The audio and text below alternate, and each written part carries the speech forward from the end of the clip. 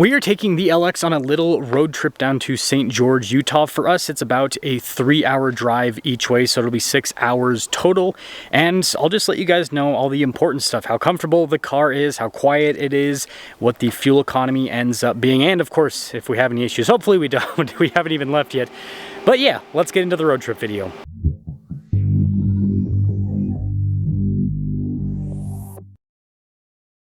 This week's giveaway highlight is a super low mileage manual Ford GT. If you're interested, use code BHC or click the link in the description down below or in the pinned comment. This will give you 4x bonus entries on any donation, $25 or more. We are taking the LX on a little road trip down to St. George, Utah. For us, it's about a 3-hour drive each way, so it'll be 6 hours total. And I'll just let you guys know all the important stuff, how comfortable the car is, how quiet it is, what the fuel economy ends up being, and of course, if we have any issues. Hopefully we don't, we haven't even left yet. But yeah, let's get into the road trip video. Quick note, the LX 700H is powered by the same powertrain as the hybrid Tundra and Sequoia, so it's a twin-turbo 3.4 liter hybrid V6. And so this will kind of be a test of that powertrain over the course of a road trip with economy and everything. Now before I reset the fuel economy, this is what I have been averaging, is almost 18 miles per gallon. I think I just have to hold down, oh no, I guess I have to, let's see if it'll let me. I thought it was hold down to reset. I'll get this figured out. So you actually have to go into the infotainment system to reset the fuel economy. I forgot about that, but that's kind of an L for Toyota/Lexus, making you dive into so many menus to do that. So halfway point, 16.8 miles per gallon, so a little bit less than what I was averaging before by about 1 mile per gallon. And then our range has dropped down to sub 300 miles per tank because we're getting slightly less fuel economy.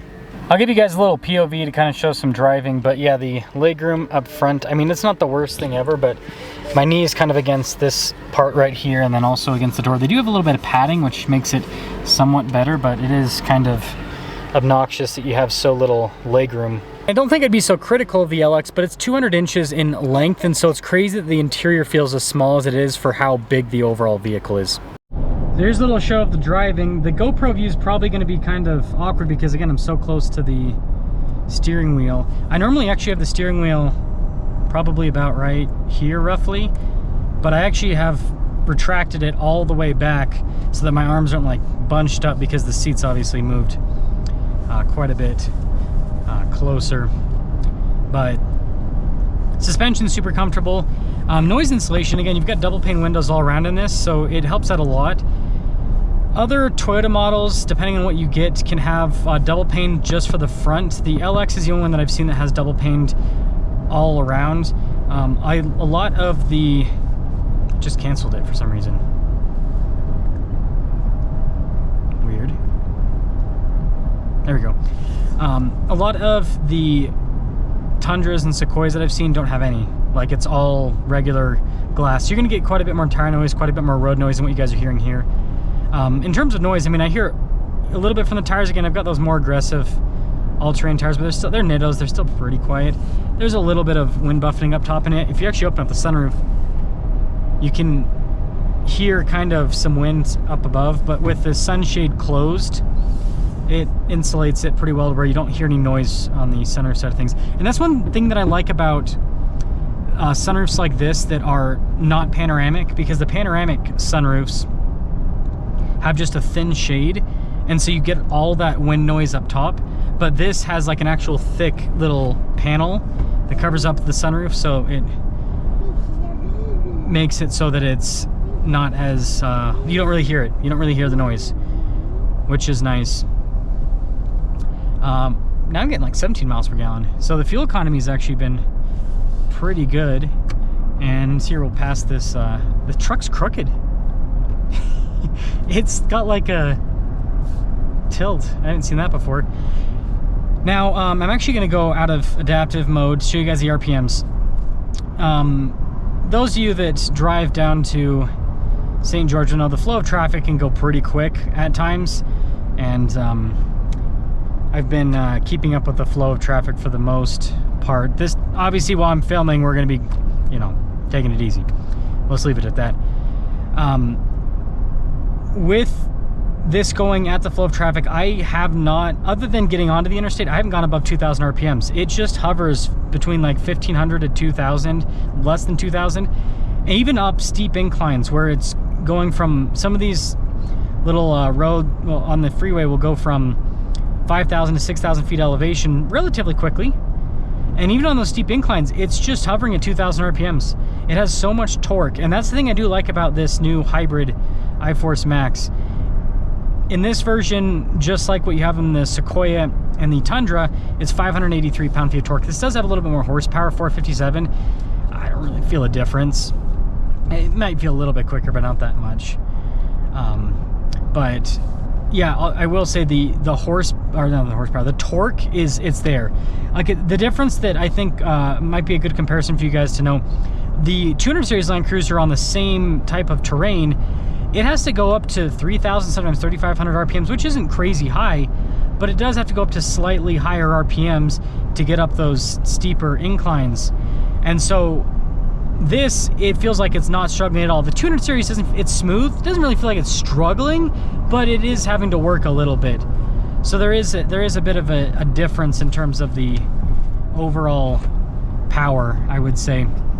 So yeah, that's kind of the little driving portion, just to kind of show you guys what this is like on the interstate. Again, pretty quick speeds. It is quiet, it is comfortable. I am squished pretty far forward. Again, that's the only downside with the car seats in the back. No car seats, and you know, it's very comfortable in terms of the spacing. It's just with those car seats, and then with this being all closed in around your knees, it does make it so it's a little bit less comfortable. Now, I've had the car sitting here idling for a minute as we've been emptying it out. It at peak showed 18.2, but now it's dropped down to 18 miles per gallon. Again, because we've been idling for a minute. So if we go back to the trip computer, you can see 195 miles. This is obviously not going to be accurate because we stopped and then started again, and it was around town, so that's why the speed's so low. But yeah, again, 18 with that whole trip. Elevation-wise, it went from about, I think, 5,000 feet to just over 2,000 feet in elevation. So overall, I think that we can all agree that the LC300 did really well on the road trip. Now, I do actually want to show you guys the place that we're at. It's called Tava Resort, or Tava Resort. I don't know if I'm pronouncing that correctly. I'll include a link to their website in the description down below so you can check out what this is all about. But basically, it's a fancy pants resort here in St. George, right next to the Sand Hollow Reservoir. I am now squished in the corner of the garage. But to cap things off with the LC300 road trip stuff, the only real downside that I see is just the overall size of the vehicle. Again, it's 200 inches in length, but I don't think that it uses those 200 inches as well as it could. Again, there's a lot of front bumper overhang. There's a lot of rear bumper overhang as well. And so I think if they put more of that space into the cabin, it would make it a better vehicle overall. But despite the space, the suspension is incredibly comfortable. My wife and I kind of noted that it hides the speed a little bit too well for a Land Cruiser. And I guess that's kind of what they're supposed to be about, is, well, cruising the land. And so it's comfortable, it's quiet, it gets pretty good fuel economy for being a 6,200 pound SUV. Again, getting almost 20 miles per gallon on average, I think, is pretty impressive. The fuel tank being only 17.9 gallons is a bit of a downside, but you know, it's something where we actually were planning on stopping anyways when we filled up with gas, so it wasn't that big of an issue, but I still would like a bit more fuel range out of it. And so if there is ever an aftermarket option for an auxiliary fuel tank, I'll definitely be adding it to the LC300, but that's the road trip side of things. Let me show you guys this little place that we're staying at. I'm not going to show every single part of this house, but I think this living room section is really cool. You've got a ton of big windows, obviously lots of desert plants outside because it's St. George. But yeah, I mean, this with the stairwell and everything, really cool. There's lots of bedrooms. It looks like there's 2 downstairs, but something that's very interesting is that all these bedrooms seem to have a bathroom attached. It looks like the upstairs ones are a little bit more traditional, where there's like a shared bathroom here in the hallway. But look at this thing. This is so cool. I've never seen a bunk bed like this. If you've ever wondered why people move to Utah, you can see that, and again, the camera, just trust me, the camera's not going to pick it up very well, because in real life you can see the definition of the mountains a lot better. Maybe this side, the screen's kind of blocking it. But yeah, you get just these beautiful views. You don't have like, I mean, obviously there's some structures in the background, but you have like a lot of wide open space. There's even a ping pong table up here, which is pretty neat. And look at this secondary living room. I will say, I do actually like how modern houses are built out more than like an older house like what we have that was built in the 90s, because the space is just, you know, people learn stuff over time, so the spaces make more sense. And actually, this is probably the best. Look at this. This is not like a fake projection. This is your actual view. That is absolutely beautiful out of the windows. Like I said, I'll include a link to their website in the description down below so you can check out this place if you happen to be interested, but that is pretty.